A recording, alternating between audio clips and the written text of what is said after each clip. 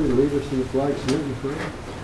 I pledge allegiance to the flag of the United States of America and to the republic for which it stands, one nation, under God, indivisible, with liberty and justice for all. Father God, we seek your wisdom this evening as we govern this great community and we make decisions on behalf of the residents. Father, we do ask for your blessing and guidance and opportunity and continued growth. In Jesus' name, amen.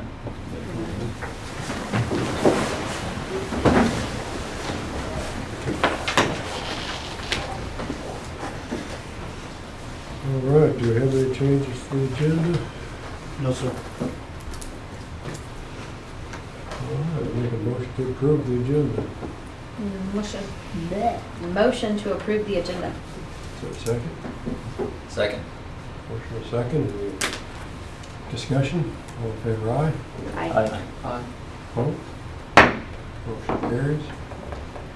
All right, we'll move on to citizens' comments. If there's anyone that would like to address the council at this time, we'll allow you 3 minutes to state your concerns. Okay, now, citizens' comments, we'll close citizens' comments. We're waiting a few minutes here yet, so we'll move on to F and come back to E here. Move on to the consent agenda. Has everyone had an opportunity to read the minutes and the budget?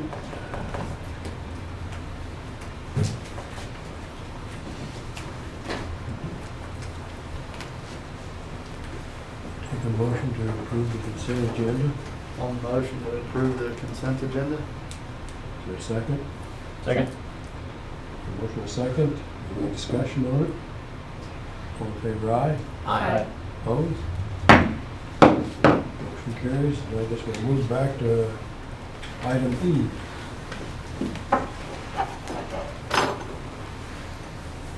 Good evening, Council, Mayor, and attendees. So tonight, it is my, I guess, part of the abilities of the chief is to make promotions, and we have tonight a promotion from detective to sergeant. Even as a chief, I will say that the sergeant is the first line supervisor in the department and is probably the most important supervisor or integral part of an agency. They are the ones still doing a lot of the hard work on the street and interacting with the officers and training and coaching. So tonight, Detective Roney, if you can come up here officially now, you will become Sergeant Roney. So Officer Walter Roney was previously appointed as a detective at the February 16th, 2021 City Council meeting. Sergeant Roney has worked with the Goddard Police Department for 4.5 years. Prior to joining the Goddard Police Department, Sergeant Roney worked 4 years for the Bel Air Police Department, 4 years with the Butler County Sheriff's Adult Detention Facility, and spent 8 years as a reserve and part-time officer for the Keachai, Kansas Police Department. During his career in Goddard, Sergeant Roney has worked as a field training officer, certified department members on TASER, provided officers with below 100 safety presentations, and operates the department's drone. In his new role, Sergeant Roney will become the first line supervisor for officers and assist the agency in our goal of providing the best quality of law enforcement possible to the citizens of Goddard, Kansas. To aid with a smooth transition out of the detective role that he's had, Sergeant Roney will remain assigned to the detective duties until a suitable replacement is trained to take over those responsibilities. And with that, I will present this sergeant badge to his wife, who can do the honors of pinning the badge on, with the assistance of his great assistant and daughter. Let you know that. She takes a lot of the late night phone calls that I get anyways. Yes, we appreciate that.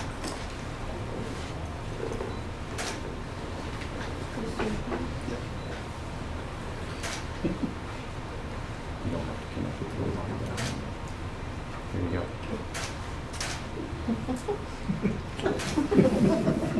Very good, Daddy.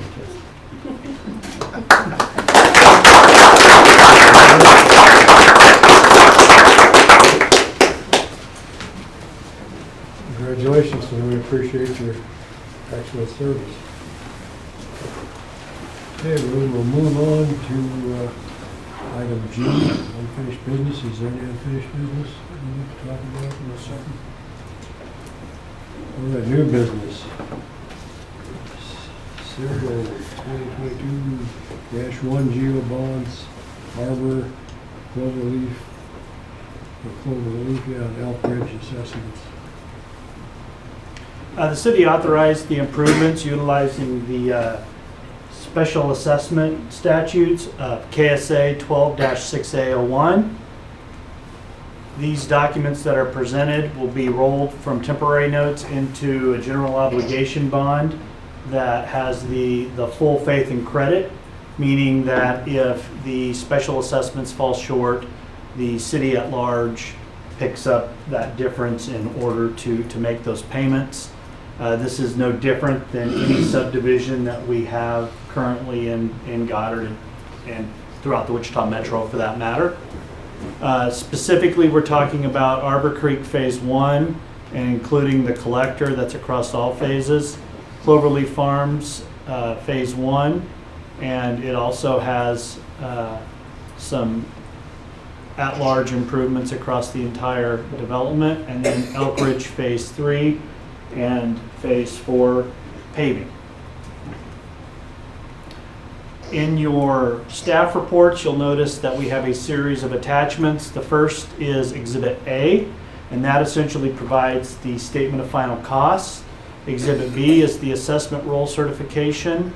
Exhibit C is the notice of public hearing, with Exhibit D being the form approval of the notice of public hearing and the statement of proposed costs to be assessed. And there are 17 authorized improvement projects within the following slides that we'll run through. The first is Arbor Creek Sanitary Sewer, and that's essentially the sewer main. And it was authorized with Resolution 21-24 with a final cost of $86,996.89. Project 2 is the Arbor Creek Stormwater Collector, and that has a final cost of $253,354.52. Arbor Creek Collector Paving, which is the main drive through there. That's just under $700,000. Project 4's Arbor Creek Water Collector, so the water mains, and that's at $156,476.77. Sanitary Sewer, Project 5 for Arbor Creek, with Project 6, Arbor Creek Stormwater, rounding out those improvements. We do have Phase 1 specific paving. That's Project 7 for Arbor Creek. Project 8, Phase 1, water. And Project 9 being Arbor Creek Phase 1 grading. Project 10 begins Cloverleaf Farms Phase 1 sanitary sewer. Project 11 is Cloverleaf Farms stormwater, and Project 12 is Cloverleaf Farms paving. Project 13's Phase 1 water. Elk Ridge Phase 4 is Project 14, and that's for paving. And Project 15 is Elk Ridge Phase 3 sanitary sewer. Project 16 is Elk Ridge Phase 3 water line, and Project 17, rounding these outs, the Elk Ridge Phase 3 water main. What Exhibit C, the notice of public hearing, does establishes a public hearing and a publication in the Times Sentinel for a hearing on September 19th, 2022.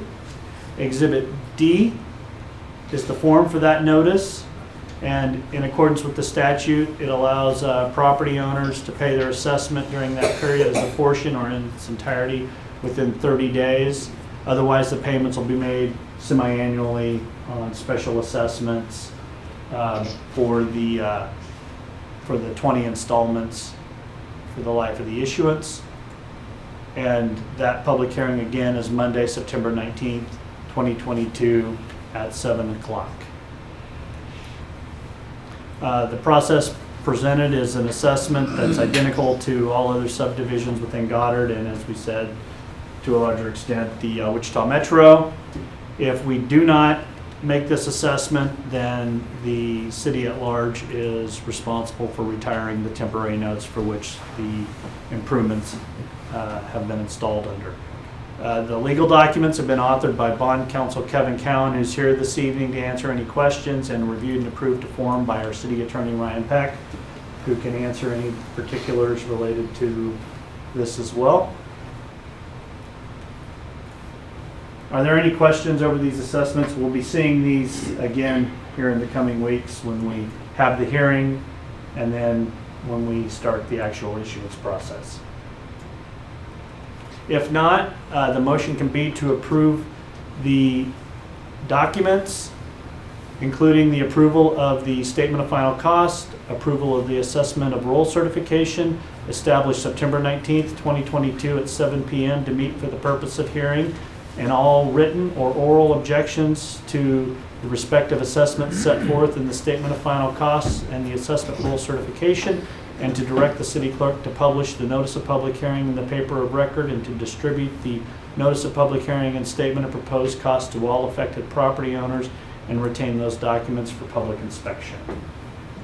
And that can be done with a voice vote in one motion.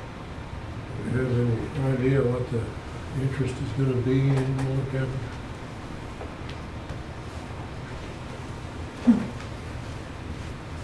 Probably same answer as last time. Not really. I mean, rates are higher than they were in the past several years, but have been pretty stable the last number of months.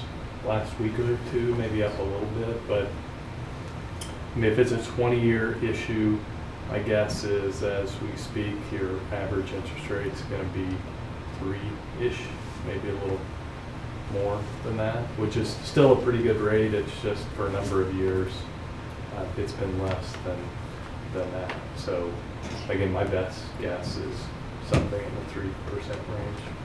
If the interest goes down, can we go out for refinance?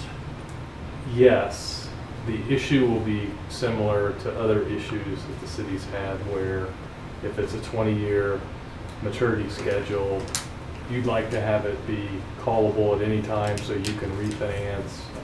The investors, the bond owners, will want it to not be callable at all because they purchased it as an investment, so you're usually somewhere in the middle. Brett Sjogren with Stifel, I'm not sure he has processed all of that yet, but typically it's going to be an 8 or 9 year call protection period, they call it. So probably for 8 years, maybe 9, you wouldn't be able to call those in and pay those off. But to answer your question in a big picture way, there's a great chance over the life of the 20 years you're going to refinance at least once for economic savings. And so there will be a provision that allows you to do that. Probably not immediately, but maybe at 8 years or thereafter. I say if the market cooperates, it probably will. It may not be right at 8 years. It might be the 10th year or whenever that cooperation occurs and you can redeem bonds. You could get a 6-month treasury for just over 3.5 Right. today. And so in the 1 year was like 1 basis point more. So it's kind of crazy time, and then you get into the whole yield curve steepening and the front end being longer than anyway. Yeah. Well, and one of the things we saw a couple of years ago were advance refundings being accomplished. Under the 2017 Tax Act, you can no longer do that on a tax-exempt basis. So an advance refunding would be issuing refinancing bonds more than 90 days in advance of the redemption date of the prior bonds. So nearly, if you do it within 90 days, it's sort of a swap. We're issuing new bonds, but we can pay off the prior bonds almost immediately. If you're outside of that window, there was a period of time, forever, until the 2017 Tax Act, that you could do one advance refunding. So if you issued these bonds in 2022, and a year from now, the market is crazy, as Brian described. Sometimes the yield curve gets awry, and your rates compared to Treasury rates, it just works where you can issue bonds fund an escrow. The escrow sits there for a number of years, makes the debt service payments on the old bonds, and then pays off the old bonds when you get to a redemption date. So that's an advance refunding. Again, can't do that tax exempt right now, but we did some taxable advance refunding. You can do it under state law. It's just a question of whether the interest is going to be tax exempt. And because, again, markets move and interest rates on treasuries and how you can invest and those things move around, there may be an opportunity even before the 8 or 9 years that I mentioned where you could immediately redeem the bonds that a taxable advance refunding would work.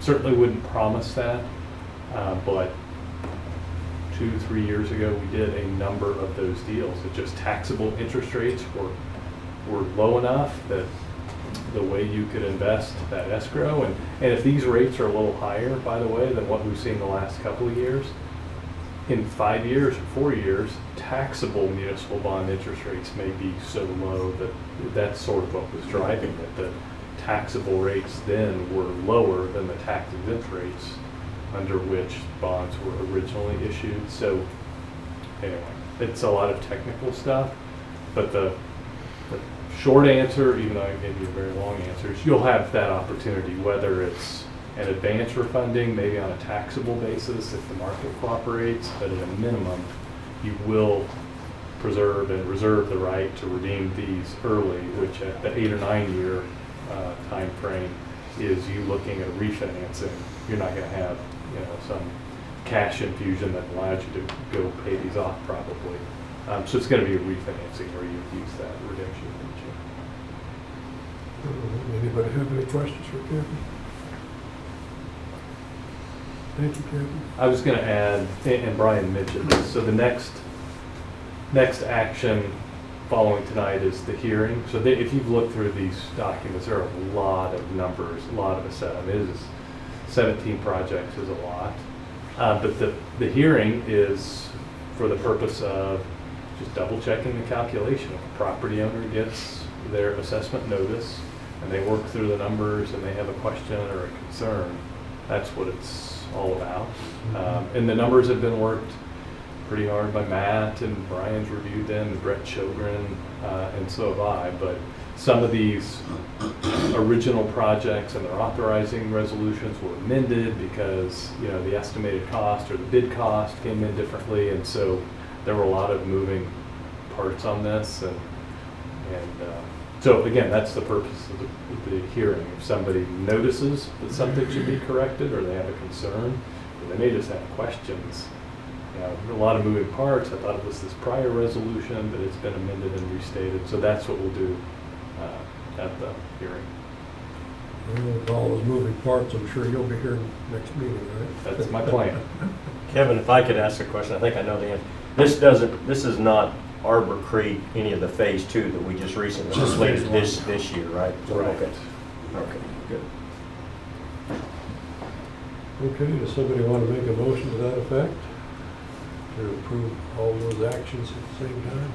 I'll make a motion to approve all of those actions at the same time. That's it. Wait a second. Second. Motion second, any discussion? All in favor, aye? Aye. Opposed? Motion carries. Thank you, Kevin. Thank you. Voice, right? Move on to item 2. This would be an ordinance declaring the need to acquire private property for a public purpose. And as you know, the council's received significant community input on the desire for a community center and library, and there's been several studies conducted reaffirming the need for that. On July 5th, the council adopted Resolution 22-18 declaring it necessary to acquire property for the potential construction of a new community center and any other public purpose. The ordinance before you, which I'll now turn over to City Attorney Ryan Peck, authorizes and directs the city attorney to begin the proceedings for eminent domain in district court. So this is just the next step in the process. It basically gives notice that you're moving forward with it, grants authority to me to initiate the condemnation proceedings in the district court. So we file it with the court. We give notice to potentially interested parties. Then there will be a hearing, at which time the court will determine that we have the power to condemn the property. Not really any valid defense to that. At that time, the judge will take suggestions. Sometimes the judge will make his or her own determinations in terms of appointing a panel of 3 people to appraise and value the property to be paid to the owners. Then you have a hearing before the appraiser panel. Both sides have an opportunity to present whatever they feel is germane and what they want the panel to hear in terms of valuation. You make your arguments, the panel comes back with a number, and that money is then paid into the court. We get title to the property, and the court determines who the money's paid to. So that's the condemnation process in a nutshell.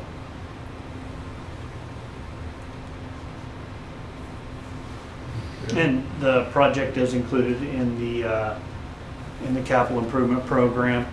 So it would be a staff's recommendation that if you desire to proceed to adopt the ordinance authorizing and providing for the condemnation and acquisition of private property by eminent domain for the construction of a potential community center pursuant to KSA 26-201, declaring the need to acquire private property for the use of the city of Goddard in connection with the construction of a new community center and any other public purpose deemed appropriate by the city council.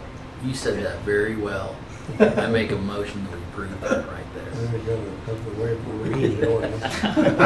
You gotta do number 1. Waive the reading of the ordinance. Is that your motion? Yes. Motion to waive the reading. Second. Yep. Any discussion? All in favor, aye. Aye. Opposed? Motion carries. Take a motion to consider the ordinance. A motion to consider the ordinance. Motion. Second. Second. Roll call. Councilmember Larkin, Yes. Councilmember Leland, Yes. Mayor Zimmerman, Yes. Councilmember Trailer, Yes. Councilmember Proctor, Yes. maybe ordinance 896. We're gonna take it, Ryan. Item H3 is the ordinance for city council compensation. This is just part of our administrative cleanup that we're undertaking. It essentially reflects the current compensation level of the governing body. The ordinance codifies that compensation. Previously, these were established by resolutions, and this makes it a little more formal. This is what most cities do. The proposed ordinance codifies the council compensation at $200 per month and $100 per meeting. Financials, there's a small publication fee, and the ordinance is codifying the current compensation levels, so there's no additional budgetary impact to the compensation amount, which is contained both in the 2022 and 2023 operating budgets. The ordinance is approved by City Attorney Ryan Peck to form, as it was authored by here. So it's recommended that you adopt the proposed ordinance codifying the governing body compensation, and that's done by waiving the reading of the ordinance and then considering the ordinance by a roll call vote. I make a motion to waive the reading of the ordinance. Motion, is there a second?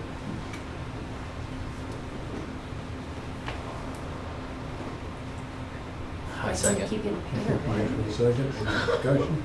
Aren't we all conflicted out on this one? No. Oh, okay. Just check. All right, we're good. Didn't want to be anybody. And the ordinance is, an ordinance as opposed to a resolution is more transparent. Okay. All right, all in favor, aye. Aye. Aye. Opposed? I make a motion to consider the ordinance. Make a motion to consider, is there a second? Second. Is there a second? Roll call. Councilmember Larkin, No. Councilmember Leland, Yes. Councilmember Zimmerman, Yes. Councilmember Trailer, Yes. Councilmember Proctor. Yes. Also will be ordinance 897.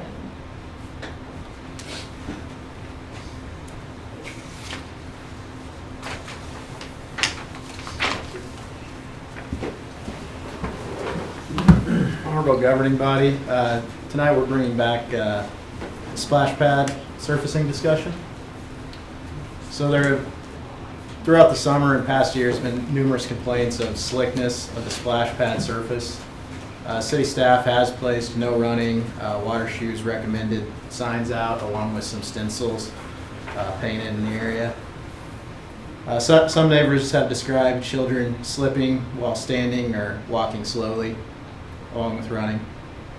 City staff consulted with the City of Wichita, who has put several anti-slip coatings either during or after construction of their splash pads, along with entrances to some of their pools. So there's numerous contractors that indicated it would be a little too late to texture the current cement without risking severe damage to the existing concrete, and could result in a very rough surface that cuts feet and even creates abrasions and other injuries. Back on June 6th, staff presented options to the council for coating the splash pad surface and making it safer for children. So we saw information from the staff over at Wichita. We talked to their current aquatics director over there about their splash pad and pool entry surfaces. They recommended a semi-local company to Wichita, Wildcat Painting, who has had extensive experience with anti-slip, waterproof surfacings at pools and splash parks. The proposed anti-slip coating that they recommended would be applied as a 2-coat epoxy, brush concrete or acid washing the surface first will roughen it up and just make it less slippery for that epoxy. This option has been utilized at splash pads and walking areas of pools in Wichita and surrounding areas. The estimated coating, the length of time it lasts is around 6 to 7 years and can be easily repaired. So we did previously present options for a rubberized pour-in-place surfacing. Staff did reach out to various companies that do that type of work, aside from the person that bid it out, and kind of determined that it may be difficult to clean, could cause issues with drainage. It's extremely expensive, as we know from the playground equipment, and there's really limited information on how long the coatings will last before they kind of start chipping away with the frequent water use. I know Brooke did some of the research on that. And that was part of the problem. They come apart and they clog your drains, clog your features. Excuse me. And another concern was the porous nature of that coating would collect dirt and skin cells and whatnot, and be a place for bacteria to grow. So with that being said, with just kind of the risk of the pour in place, staff would recommend attempting to fix the slippage issue with a less intensive surface coating like this epoxy, which is a little bit more affordable, longer lasting, and can be easily repaired. If a spot is damaged, it can be simply painted back and fixed pretty easily. And if the epoxy coating is proven not to be effective or doesn't go far enough in a few years, we could always look to future budgets to come back with that pour-in-place surfacing. So here's an example of what it would look like. It's kind of hard to tell. It almost just looks like paint on the ground, but it does provide you quite a bit more traction, especially if you're in water shoes. And this is an example of one of Wildcat Painting's jobs. They didn't specify where this was from. So the associated costs with this are $15,800. If approved, it would be allocated to the Special Parks and Rec Fund capital outlay, $63,320, $8,600. But at this time, I'll take any questions, comments, concerns. So is this going to affect that budget we've got for replacing that the other piece there? Manifold. That's a question for Matt. Manifold's about. No, I don't know that we should do it to that fund. We're running out of budget authority. But when do you think the work's going to be actually taking place? Before the end of the year?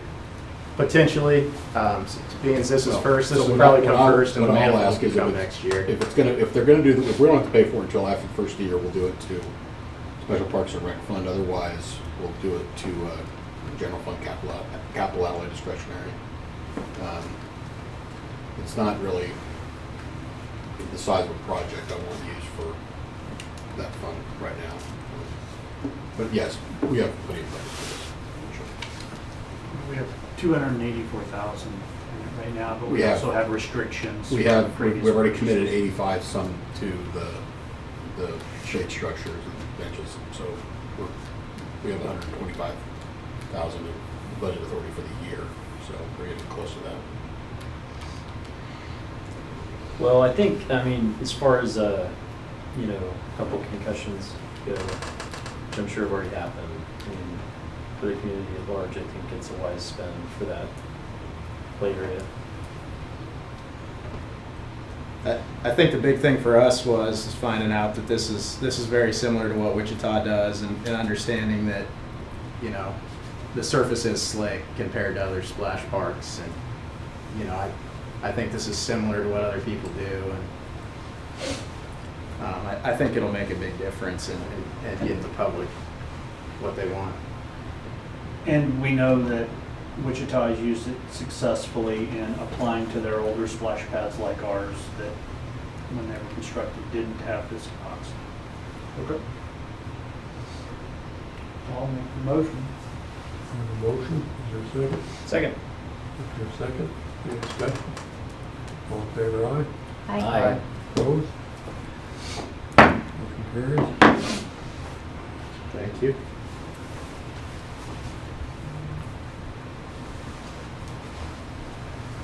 Alrighty, this is a update to our service agreement with Everbridge. So Everbridge is a notification service the city uses to distribute information to residents and business owners in Goddard.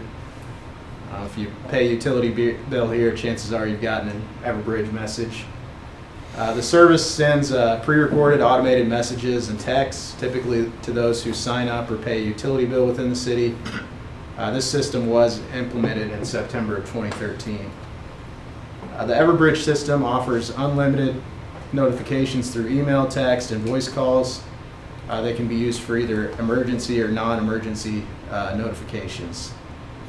Residents opt into different types of notifications that are relevant to them, and there is not a limit to the number of individuals allowed to sign up for the service. Everbridge notifications experienced in working with governments to deliver communication quickly. So staff at this point is recommending a one-year update to the contract with Everbridge. It's the same cost, according to our sales rep, as a 3 to 5 year contract. We think with an ever-changing landscape of technology at this level, staff would like to take a year to determine if Everbridge is something we want to use long-term. There's previously discussed a solution through OpenGov, who handles the management of our permitting and some of our utility billing software. We don't know exactly where they're at with their notification service. We would definitely give them a chance to bid it out once that program software had launched. But at this point, there's nothing concrete on that. And so to continue a reliable quality of service and notifications, we would recommend extending this contract by 1 year to ensure there's no major interruptions to the public. So the system is $6,480 for a 1 year contract, and that price hasn't changed from what we've been paying. And so at this point, I'll take any questions, comments. Is everybody on the water bill and so on, are they aware of this service, or? They are, because we don't make any money off of late fees or shut-offs anymore. We used to make tons of money every month because so many people would miss paying their bill on time, and we used to shut off like 120 some people a month, and it's below 10 now usually. So this helps with that for sure. How hard would it be if we did want to go to OpenGov to switch in a year from There's a now? couple of options for it actually. It's a service that's available through our current accounting software as well. But when we looked at it initially, I didn't like the functionality compared to Everbridge. And we've got several services we get currently through OpenGov, and whenever we've done anything with them, they make it fairly seamless. Their support group, they're some of the best I've ever dealt with. Punching in all those numbers might be a little difficult. So, Okay. Part of the issue is we're coming up like, we kind of got a phone call out of the blue from our sales rep saying we're coming to the end of the year. So Right. this is to get us a little farther and give us the ability to research some other options, because I don't know if Everbridge is the perfect option at the end of the day, but for now it makes sure the public stays informed without having to sign up for a new program. And if we're able to seamlessly transfer data to new customers, which is what we can do now with OpenGov, which is our hope, then that would be the most logical case and going forward, because we'll have consistency in these applications. So. Okay. Okay, anyone else have any questions? Sounds good. I'd like to make a motion to extend the service agreement for 12 months. There's a motion, is there a second? Second. Second. Any other discussion? All in favor, aye? Aye. Opposed? Carries. Thank you.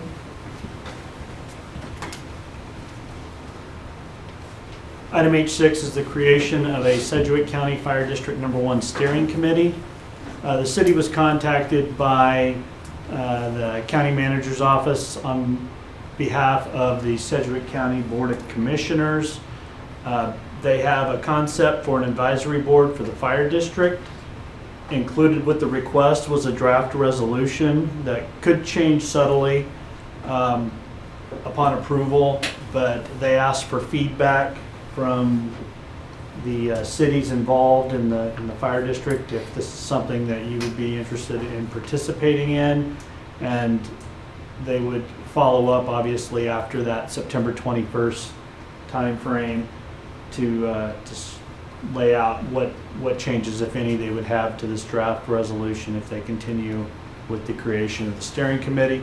It essentially creates a committee of 5 members from each of the larger cities within the district, and then 4 at-large members appointed by the Board of County Commissioners, acting as the governing body for the fire district.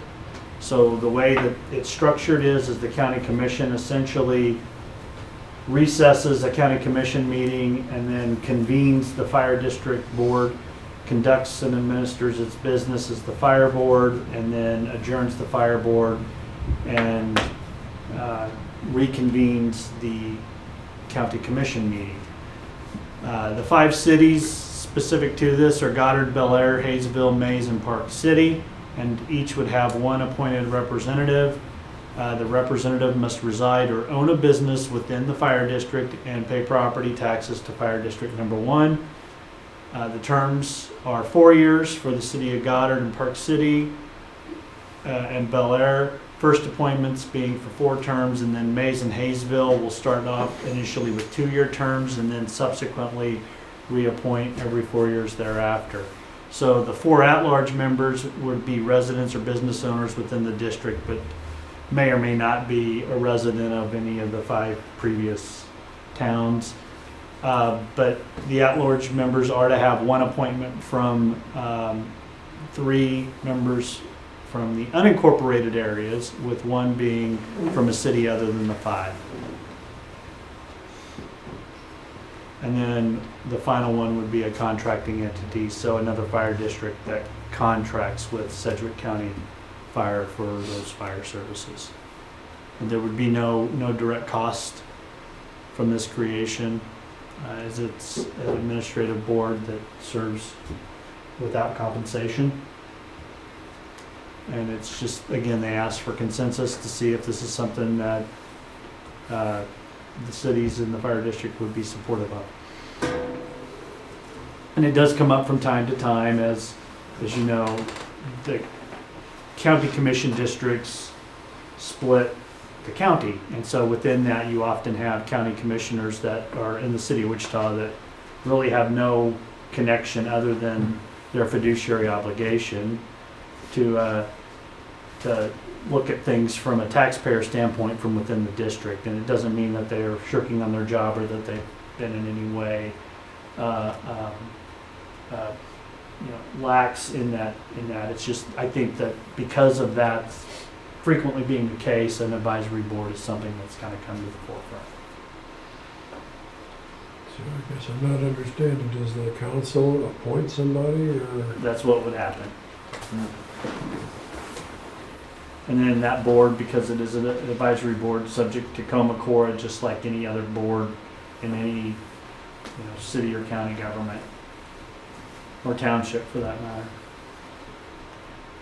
The only thing I would ask is whoever gets appointed, advocate for rural Sedgwick County. Remember when I was running for county commissioner, that was a pretty big problem, that rural Sedgwick County, especially in the 3rd County Commission District, didn't quite get represented as well as they should have. So that's the only thing I would ask for. Do they have any idea how often they meet or would meet? Not at this time. I think it's a good idea. Then we gotta find somebody to do it.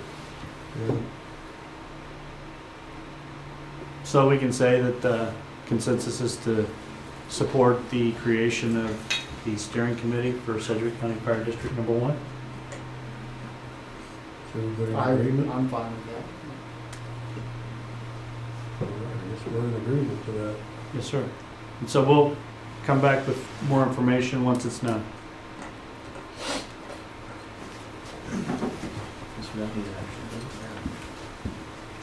Honorable Mayor and Council, item H7 is for the repair of a blower at the wastewater treatment facility. Air is a vital component in the wastewater treatment process. Insufficient airflow will cause a wastewater plant to become anoxic, negatively impacting the ability to treat influent. At the city's wastewater treatment plant, compressed air is provided to the basins by 3 Kaiser model FB790C blowers. Currently, blower number 3 has experienced a block malfunction requiring repairs. That will require it to be removed from the plant, transported to the factory for inspection and repairs. As I said, blower number 3 is experiencing mechanical issues, require repair. Kaiser Company would come on site, remove and transport the unit to their shop, test and evaluate to see if it is rebuildable. If it is rebuildable, they will repair it. If it is out of specifications and cannot be rebuilt, it will be replaced with a new unit. When the repairs are complete, they will return and reinstall the blower. Total repair time right now, we're looking at approximately 4 weeks. There's a couple options on here because of the fact that it could be rebuilt if it's still in spec, or it may have to be replaced. So our known cost to pull, transport, inspect, and reinstall the block is $7,227.70. If the block is rebuildable, it will be $8,000 to rebuild it. If we have to have a new block, the new block is $20,710. I'm asking for a $2,500 contingency, so we've got 2 different possible repair costs here. We have $17,727.70 if the block's rebuildable, $30,437 if it requires a new block. I am asking for the spending approval of the $30,000 so we don't have to come back to council if it does need to be replaced. Cost will be allocated 100% to sewer replacement reserve fund, $83,860.6130.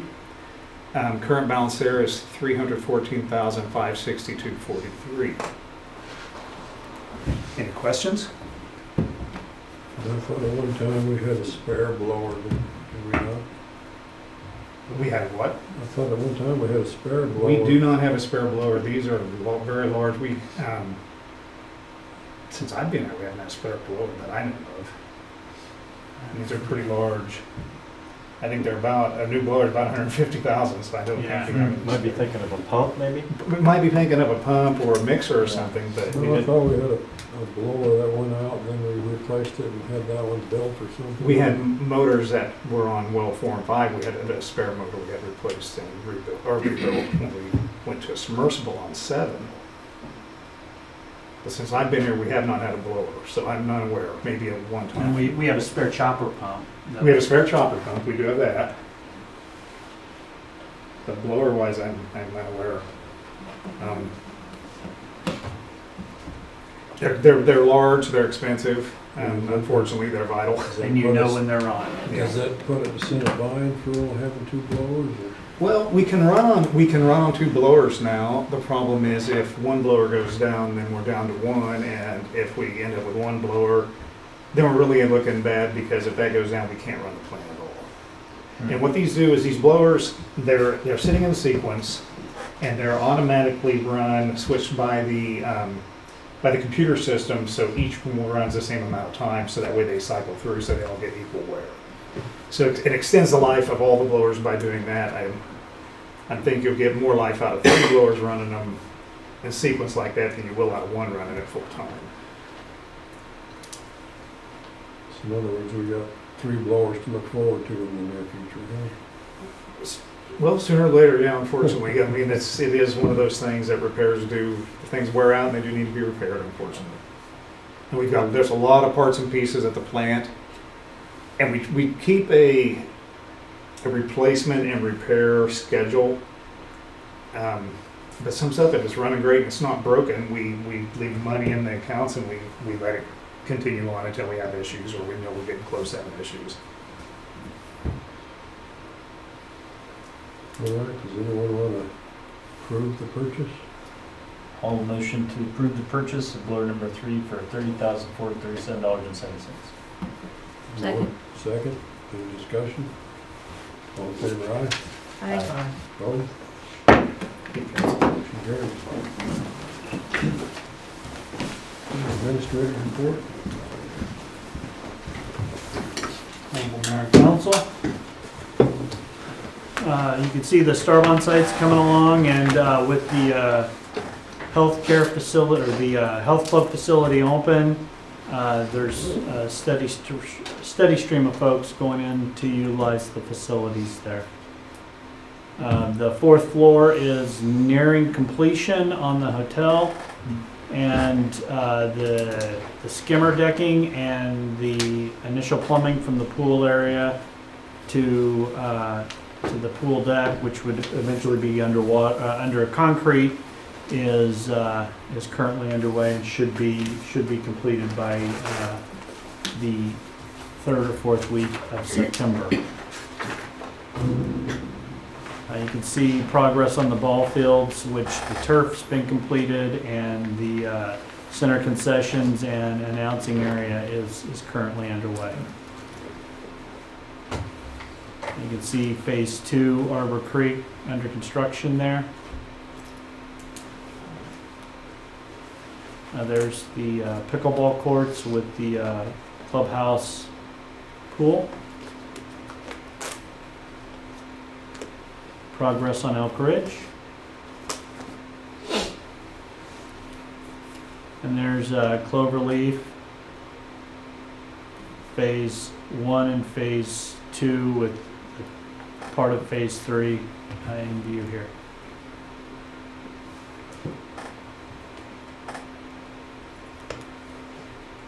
And you can see Rustic Creek on the earlier spec homes, now fully framed out and coming along nicely. The duplexes on Main Street are also coming along and progressing as well. The Culver Street repair is completed and should be opened up tomorrow.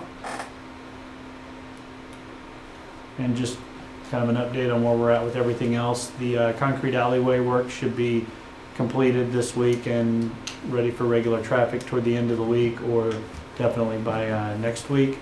And Brooke will provide an update once we are able to get the Cedar Street and utility cuts scheduled, which should be sent Late September. so tentatively, Brooke's saying late September, early October.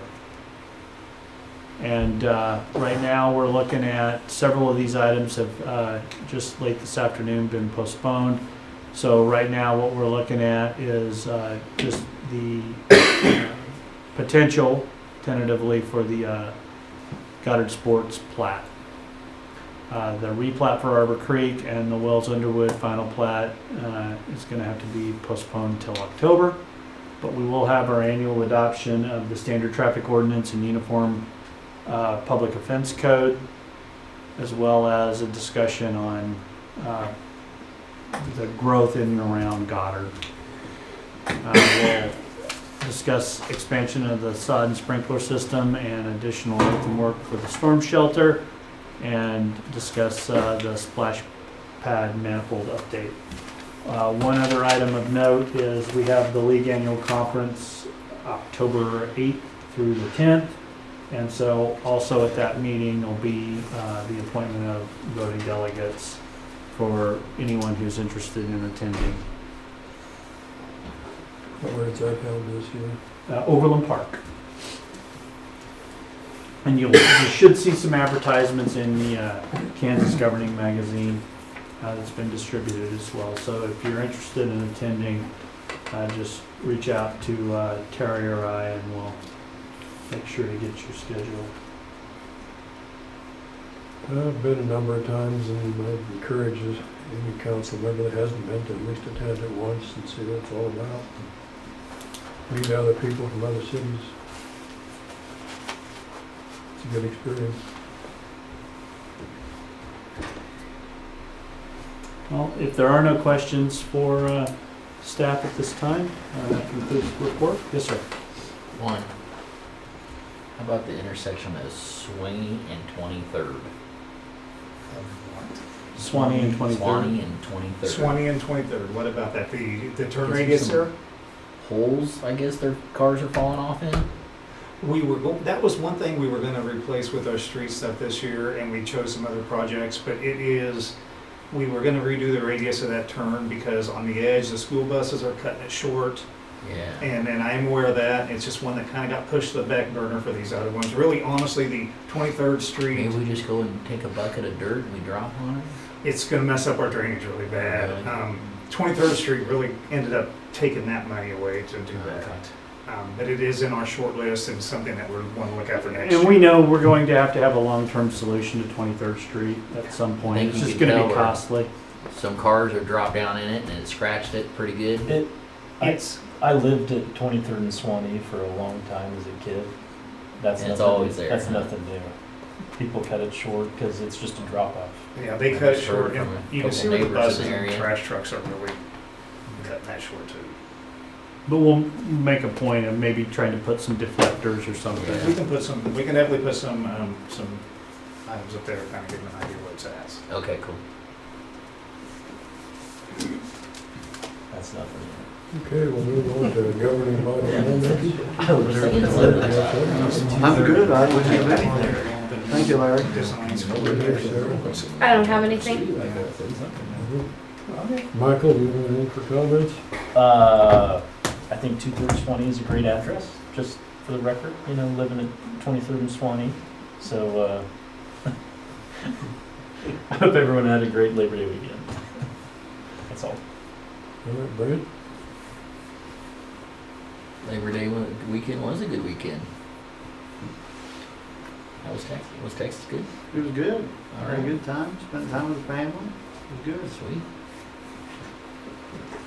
All right, the only thing I had was I was gonna ask Brooke about the well situation. Is the well situation under control? Currently, everything is functioning properly. We shut off well 5 when we got 7 up and running because we were close to our pumping capacity, maximum capacity on that. We're about 2.3 million below maximum, so we're just gonna let that sit in case we need it for an emergency, but otherwise, everything's flowing as it should. So, knock on wood. Okay, the comments I have is I think that, we need to think about in the future, looking for some water resources maybe up to the north or whatever, because as fast as the city's growing, I think we're gonna run into that sooner than later. And so, Is there a certain type of engineer, Harlan, that we have to hire that? More a groundwater hydrologist, Okay. and we have talked to someone in the past about that. We can revisit our conversations with him and see if he can get us back on the front burner. And I think Brooke can expand on that. It's, Okay. I spoke with a gentleman named Brad Vincent who has done some exploration for us before. Right now, what he found available resources were all the way north of 21st at 29th Street and 167th. Now, my staff and I have looked at some other things, and we're going to reach out to him on some kind of out of the orthodox locations, see if there's anything available there, which would be closer, which would be cheaper for infrastructure. And if there is, I'll make Brian aware, and then we'll bring it to council and go from there. I don't know if there will be or not, but we're looking into it. Okay. years ago, Harlan, we looked at some up north around 21st Street. I don't know, is there any of that still available, do you think? I would have to ask Brad. He would know whether, you know, some of those water rights have been acquired or whether they're still available.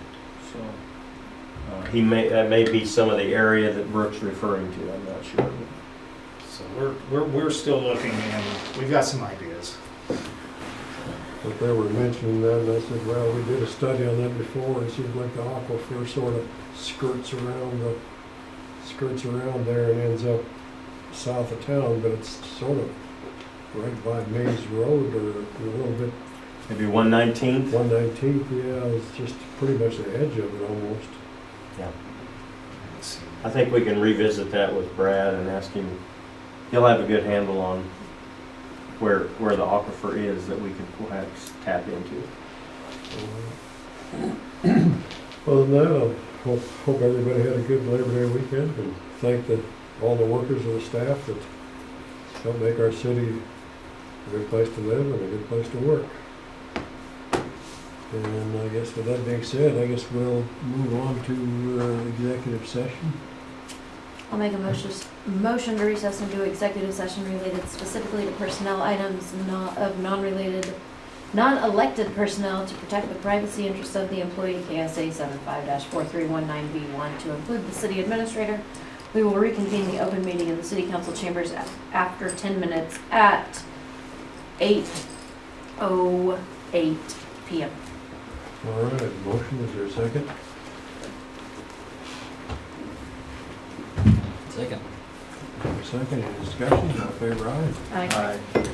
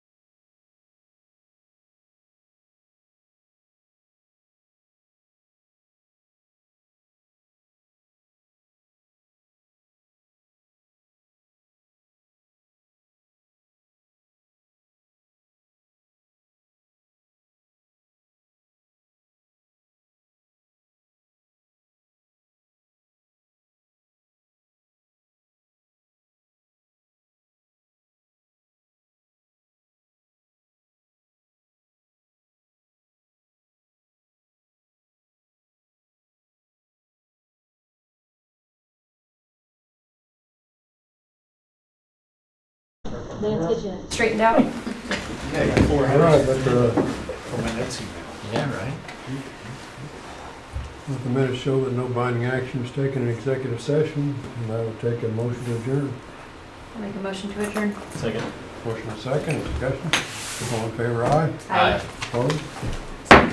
Adjourned. Little sister teaches high school math.